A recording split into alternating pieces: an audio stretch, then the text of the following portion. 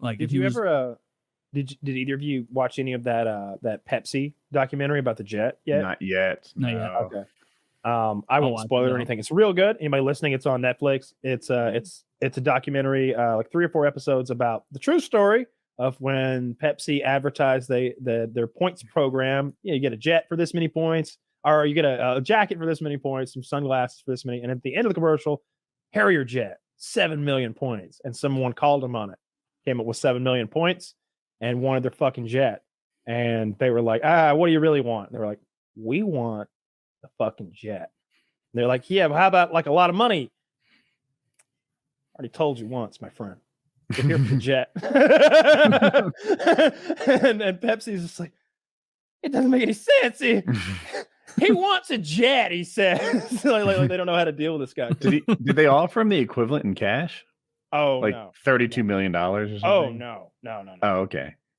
Because I might have settled for that. They offered him enough money that as a kid who had just come up with some Pepsi points, probably should have. Most people, I think, would have taken it. He spent $4.5 million, right, to get the jet. No, he spent $700,000 from he got an investor to put in $700,000, and the idea would be, because that's all it took. When you bought the points, they had a program where, hey, you need to round up your points a little. You sell points for X amount of points for 10 cents, and he was like, 7 million points is $700,000. So here's your check. They wrote in Harrier jet and they mail it to Pepsi, and they wait. And Pepsi's like, did they cash it? Well, they don't know what to do. They're like, we could just cash this check and send him back a model. And that's what we showed in the commercial, was we could send him the thing from the commercial, that model we recorded, and cash his fucking check. And they're like, no. No, it has to be a functional Harrier. Yeah, I watched a different documentary where a guy bought a Harrier jet.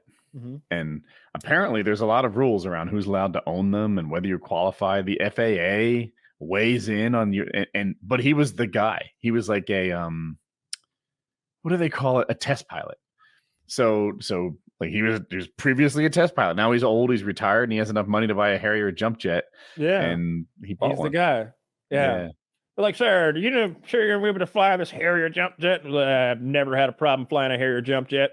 I tested that one actually before it was called a Harrier jump jet. It was the XB-74 back then. It's like, well, I don't know, sir. I was smart enough to trick Pepsi. Like, so I think I can handle this. And you also get a little background into like how awful Pepsi is as a company. I'll spoil this little bit. I will not have your Southern Coca-Cola bias weigh into my Pepsi. Diet Pepsi is better than Diet Coke. Pepsi put on a contest in this poor country. I can't remember where. Maybe Singapore. Doesn't matter where. But in a poor country, they put on this contest where they were going to give you the equivalent of like 40,000 pesos or $40,000. It was $40,000 in pesos. 1 million pesos. It then was like $40,000. And basically, you pop the cap on your Pepsi, and there's a number under there. If you get 3 of this, and they're going to read out the number on TV one night. It's like a lottery, basically. So everybody's keeping their caps. People are giving up meals to buy Pepsi. And you're interviewing people. And Manny Pacquiao is from there. Where's Manny from? Because that's where it is. Manila? Philippines. Oh, right. Okay. So Manny's like, I went to the dumps. Me and my friends, we'd go through the trash looking for caps. Everyone, they give up their meals for caps. Anything they could do. Coca-Cola fell to nothing here. Only Pepsi's like sales just many-fold over and over because everybody's trying to win this money. Finally, they read the number out on the news. 359. Everybody looks at the caps. They've all got one. They've all got 359. Huge. Everybody thinks they've won the lottery. And then they start hearing like, oh, so-and-so says he's got one. He's a fucking liar. I got one. Show us. I'm not bringing that thing out. I'm waiting to get my money from Pepsi. Finally, it comes out. They're like, computer error. Wrong number, boys. We're not paying out. Actually, how about this? Y'all get $20. They rioted, and some Pepsi trucks blow up. And holy shit! When the Pepsi trucks blow up and the factory gets attacked and some people die, all of a sudden all the attention sways back Pepsi's way. It's like, oh, these people have gone violent. They're blowing up trucks. Turns out after an investigation later on, it was determined that Pepsi blew their own trucks up. Of course, the people who came up with who discovered that were paid off a generation later, and they say, no. We think the current story there locally, after Pepsi talked to them, is that rival bottlers bombed the trucks. Moderate rebels.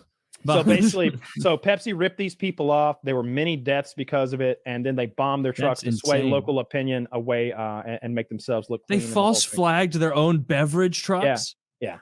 Pepsi's genius. Allegedly in Minecraft, according to that documentary that somebody said on Netflix. Well, I mean, a documentary with an agenda. Show me one. You know, Fahrenheit 9/11. Have you ever seen a documentary where a guy's like, "I'm just interested in this, and I'm going in with an open mind"? Like it's always like, today we're going to talk about food and how everything is poison except for what I'm selling. They give a good. I can only come to the conclusion that this doc gives a fair shake because 3 or 4 bigwigs from Pepsi are in it. Like they're there giving their side. Former bigwigs, like bigwigs at the time.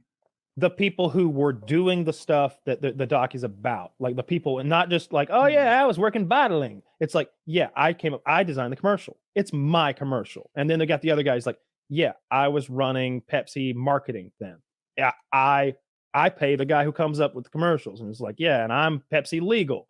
Like, and like, yeah, I'm the lawyer who works for Pepsi legal. Like they have all of these people in the doc, and you get all of their like points of view. And it's good when you've got 2 people telling the same story about an event that happened in the 90s, because then they can be like, you remember? Then he came in and said this. And he's like, yeah, he did. And so it's a fun little documentary about a wacky marketing campaign that Pepsi came up with. I liked it a lot. That stuff's always so fun when like someone works a way around like some big corporation's contest, like the like that. Obviously this one is way more impressive than like the like fucking with Mountain Dew name suggestions, but like all of that stuff is great. Yeah. I believe the movie Punch Drunk Love with Adam Sandler has to have been inspired by this Harrier jet instance. Well, in that one there's a pudding lid giveaway. You know, under the lid of the peel off pudding snack things, there's points, and he's like, yeah, I came up, I did the math, and you can order them like this, and if you do it like that, and you basically get free airline miles for life. You know, I have as many as I want now. And he's just this very like, he's on the spectrum, and just like he's wearing that blue suit the whole movie inexplicably. Punch Drunk Love is like if one of Adam Sandler's violent, goofy characters lived in our universe, where that is unacceptable, bizarre behavior to beat another man in a Denny's, or to scream out loud in public about nonsense. They take that character and put him in a real world. So he has an outburst at a family event, and everybody's like, "What the fuck is wrong with you? Like you've ruined dinner. Yeah, you've ruined dinner because you can't control yourself." Or like. He gets in a fight in public, and it's like, oh my God, it's not comical really when you beat 3 men with a tire iron. It's terrifying. Yeah. And so Punch Drunk Love, really good movie too, if you want to see Adam Sandler's best, I think. Although I haven't seen his newest movie where he's running around with the gyms, uncut whatever gyms or whatever, when he's I did salesman. See Uncut Gems. Yeah. Yeah. Everybody says that's tremendous, and I need to check that out. I thought it was good. It was like it kept my attention the whole time. Like it was It was high tempo the entire movie. I'm pretty sure Adam's a billionaire now, and he just every like 5 years he'd be like, just so you know, I'm a really good actor. Watch, and he'll just really do a good job at acting, and then he'll go back to making those goofy comedies with all of his buddies to make sure that they can live life to the fullest too.